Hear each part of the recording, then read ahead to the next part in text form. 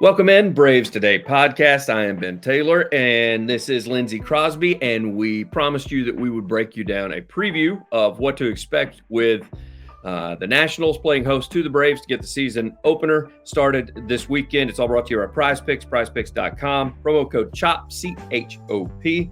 It is for your risk-free money. Log on today and make your picks throughout the season. Lindsay, it's finally here. Opening day. So excited. I have been waiting for this for 100 and something days since Atlanta lost to Philadelphia in the NLD. It's been like 100 something days. We're finally here. You know what we're going to get to do, though? We're going to get to go watch some baseball on opening day, and then we get to take Friday and do nothing.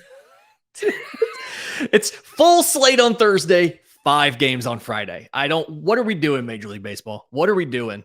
I will say this, and I'm going to throw this out there, and I mentioned to you this before the pod. Major League Baseball has got a problem with they want to grow the game, but they're doing their hardest to keep people from actually watching the game and keeping people on task. I think this could be the weekend that could be like the NCAA tournament where they start games on Thursday and have 20 games a day, Thursday, Friday, Saturday, Sunday, and everybody sit around and watch baseball all day on various networks. Mm-hmm. And oh, no, we're not going to do that. We're going to get you all started at lunch on a Thursday with the Braves, of course, Braves and Nats.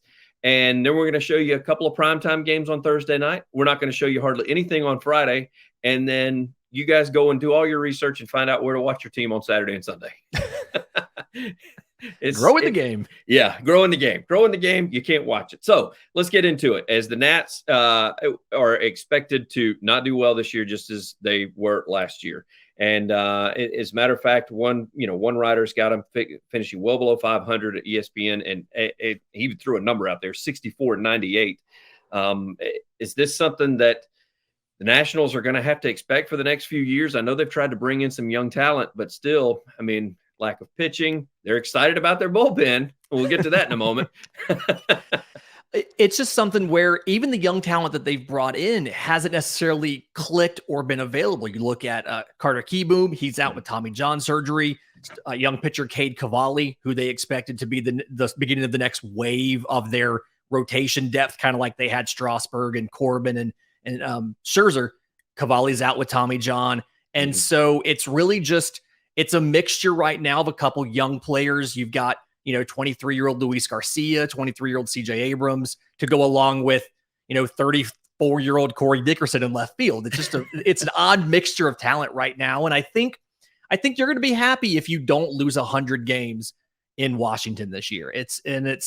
I hate it for them. It's a good baseball city when they're winning, but they're in that trough right now. And hopefully the talent they got in the Juan Soto deal is enough to bring them back from the edge here of just despair back into competitiveness.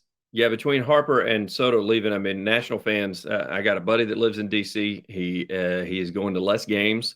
And so I think they're feeling it. That was one of the articles that I brought up, and I told you they did some of their 5 keys to success. One of the 5 keys was they're excited about changing ownership, which is that's not supposed to be a 5 key to success going into the season. Everybody's seen what the Mets are doing.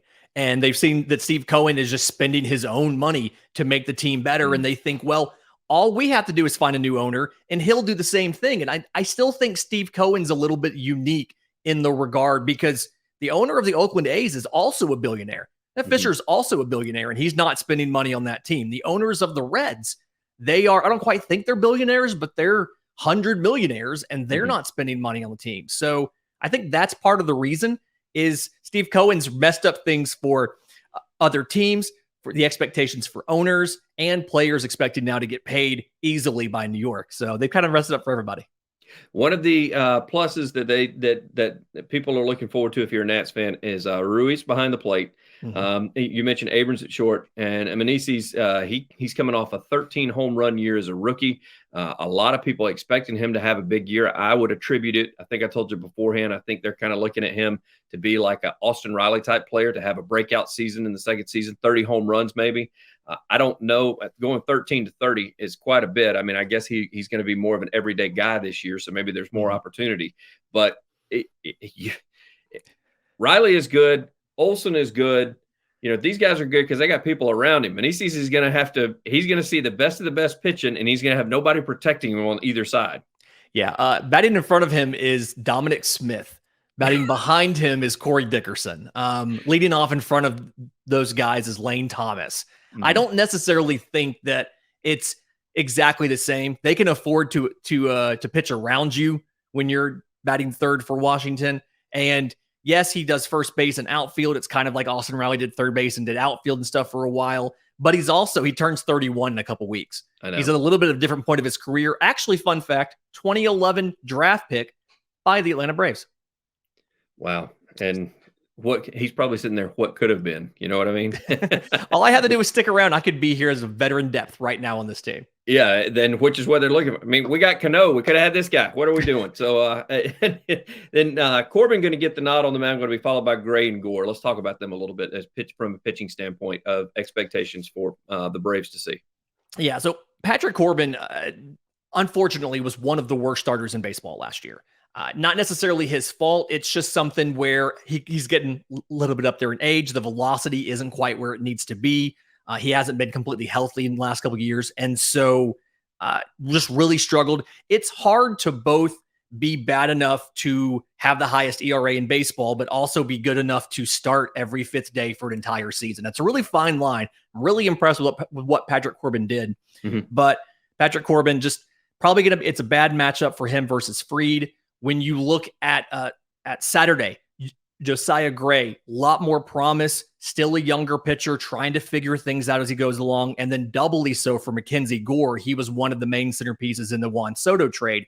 So after your elder statesman and Corbin, you've got two younger guys, a righty and a lefty, that Atlanta definitely has the advantage because Gore's, I think, only seen them once. Gray's only seen them once or twice, and they've never seen Sean Murphy. They haven't seen a fully healthy Ronald Acuna. And so it's going to be difficult for them to, I think, keep the ball in the yard against Atlanta this weekend. On the other side of things, Atlanta, you mentioned Fried going to get the nod the first night and then followed up by Strider and Shuster. Expectations for this Braves pitching staff against a team that barely averaged 3 runs a game last year. Max Fried, Spencer Strider, both these guys, pros, have done well against Washington. I think Strider may break double-digit strikeouts on Saturday. That's just kind of the way it feels from what I understand. He's coming in pretty healthy. He's worked on some new pitches. It's not just the fastball slider now. He has a third one. Jared Shuster, I'm very excited to see his first start. He did a very good job at preventing hard contact in spring. This is also his first start in the bigs. You know how those nerves can sometimes get to guys a little bit. So I expect Fried and Strider to both do well. Jared Shuster, I'm cautiously optimistic. You know, he has all the tools to do well, but you never know what's going to happen that first game in the big ballpark until you're actually there. But his family is going to be in attendance. I hope it goes well. He has the tools to be successful, but that afternoon game may be a little bit higher scoring early if they can get to him and get him a little bit rattled. The Braves offensively last year, almost 5 runs a game is what they averaged, 4.87 runs a game.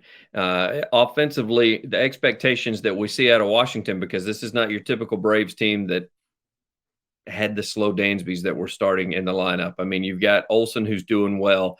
We know that Riley's got the power to put the ball, 550 feet away. Acuna seems to be healthy finally. Ozzie's healthy finally.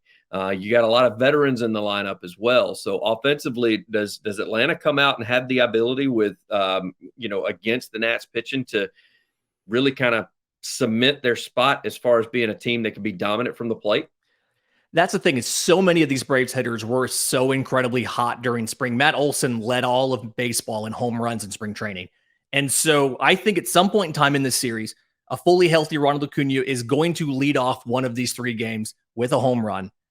And then it's something where even Marcell Ozuna batting 4th, he's looked incredibly good in spring compared to where he's been in the past. That he got the most at-bats of anybody on the team, so he's already gotten some of the rust off. I'm very excited to see the bottom of the lineup. That's Sean Murphy, Eddie Rosario, Orlando Arcia. The question, how many runs the Braves score, is going to ultimately come down to, can those guys get on base, turn the lineup over? I feel good about Sean Murphy. We talked about him a little bit earlier in the week. Eddie Rosario, big question mark from his stats last year, but since he came back from the WBC, he's been seeing the ball well. He's been hitting the ball well. I think he had a home run and an extra base hit the other day in spring. And then Orlando Arcia at ninth. If that's your ninth hole hitter, you feel pretty good about the depth of your lineup facing the Nationals, and something where I think they may get into that bullpen pretty early because just the depth of this Atlanta lineup, you really can't take a break as a starting pitcher. You have to be locked in and focused for every single batter because everybody can do damage.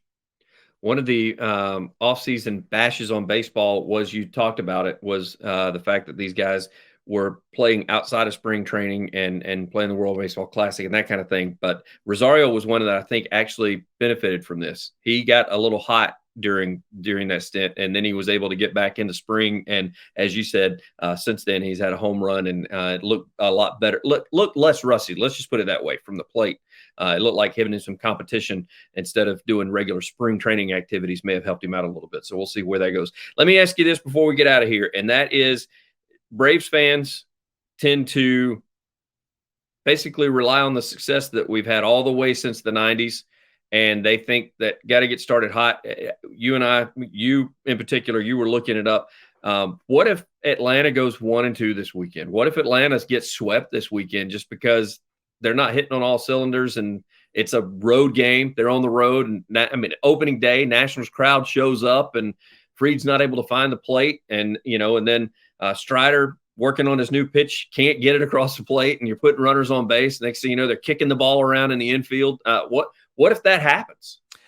I think the Braves will be fine. It is a long season. Last year, the Braves didn't win a series until their 6th series of the year. They went 2-2 against Cincinnati to open the year. They lost the series to the Nationals 2-1. The Padres series in San Diego 2-2. The Dodgers series, they lost that 2-1, and then they lost a home series to Miami 2-1 before finally getting a series victory over the Cubs. So even if the Braves come out slow, I think you're okay, simply because this lineup is too good to be cold for a long time. This pitching staff is too full of very good pitchers to give up a lot of runs for a long time. And so even if you start off slow, we saw it last year. They finished with over 100 wins. They won the division. Every game matters, but they'll be in the win column sooner rather than later. He's Lindsay Crosby. I'm Ben Taylor. It's the Braves Today podcast, bravestoday.com, Braves_today if you find us on the Twitter. As always, brother, I greatly appreciate it. Thanks for having me.